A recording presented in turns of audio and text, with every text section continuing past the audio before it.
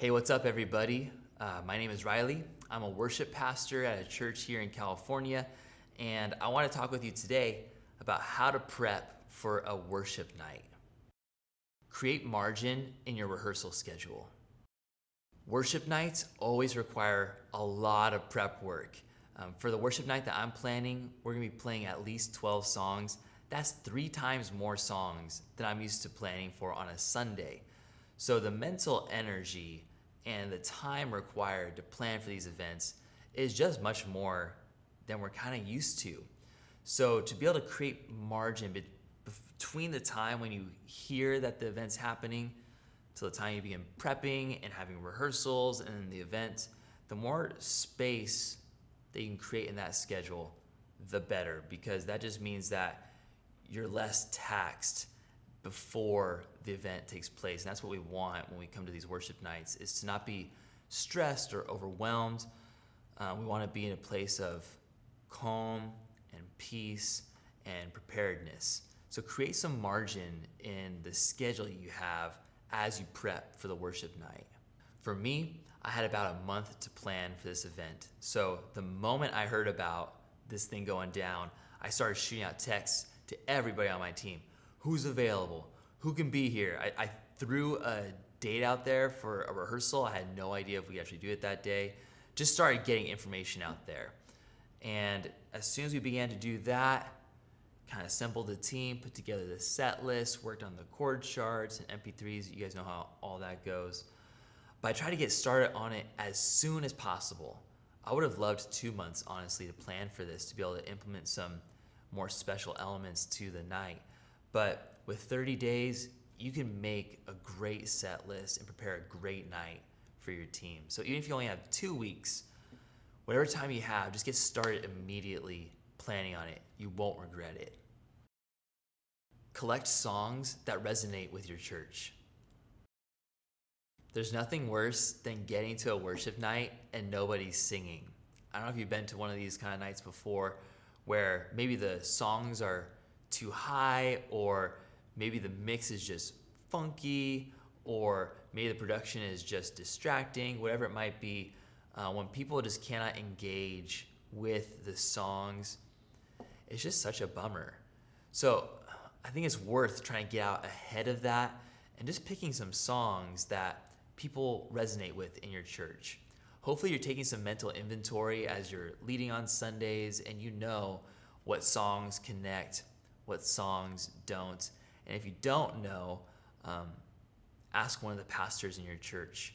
Ask your spouse, ask somebody close to you, because chances are those people are going to know what songs resonate and what doesn't. For this worship night, I'm not introducing any new songs. I'm just pulling on songs that we've either introduced over the past 4 months, or songs that I know are just all-time bangers. Like, it's 2022 right now, and I'm going to be playing Mighty to Save because everybody knows that song.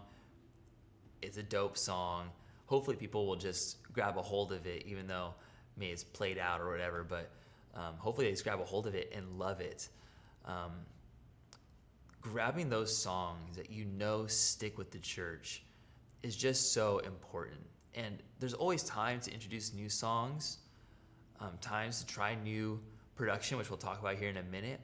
But just whatever you can do to at least create the base of your songs for that night of worship as songs that resonate with the church. It's going to be a beautiful night of singing and people rejoicing in God together. Introduce new tech. Okay, this one can be a little bit tricky. I think that most people would probably say, do not introduce new tech during a big event. You don't want to launch something brand new for a large event. And I would agree with that. But go with me here for a second. Has there been a new camera that you've been wanting to use for your Sunday gatherings? Has there been maybe a new piece of gear that you've wanted to implement? Some new software that you wanted to experiment with? I feel like worship nights can be a little experimental. Granted that you do it properly and safely, and that there is some kind of planning process to implement that new equipment. But what is that thing that you've been wanting to do for a while?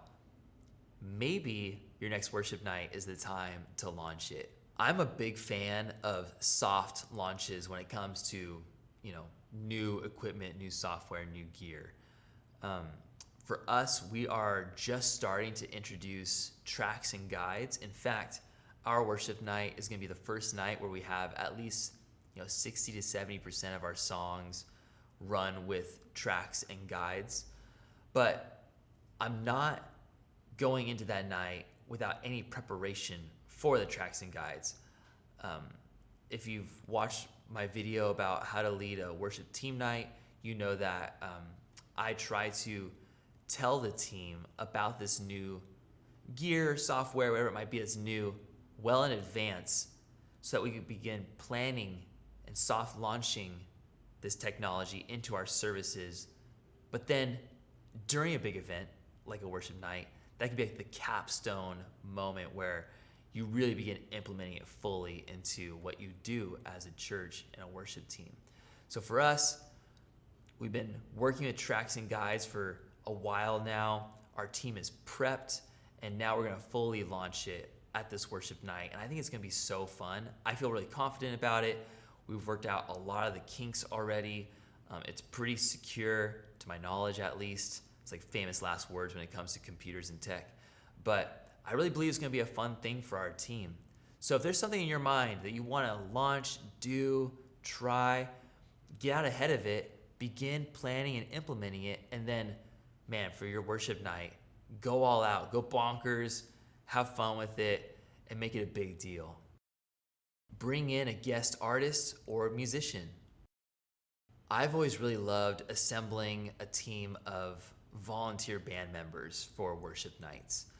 And the truth is, though, that not everybody can participate in all the prep work and the event for a worship night. Like I said earlier, there's a lot of rehearsals and planning, and sometimes you just can't assemble only volunteers. You gotta bring in somebody from the outside to come in and assist with the band or the sound or the production in some kind of way.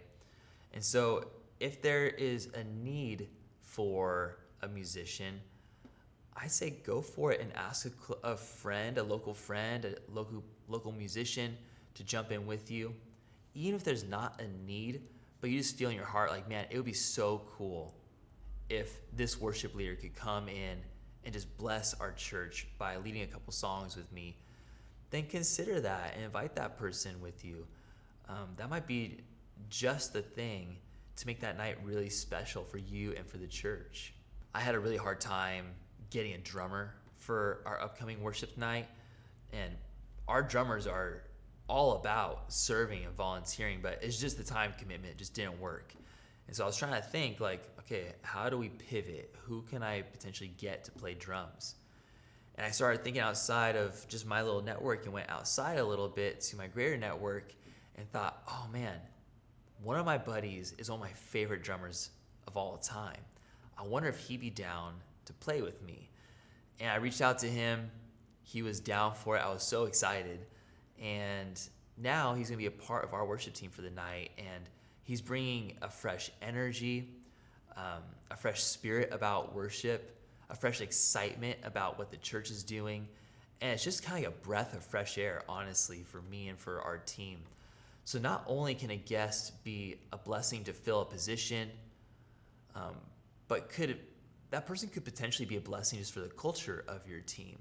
And so when you are thinking about a guest to bring in, think about someone who's going to actually really contribute, not just to the musicianship, but to the culture and tone that you're trying to set for your team.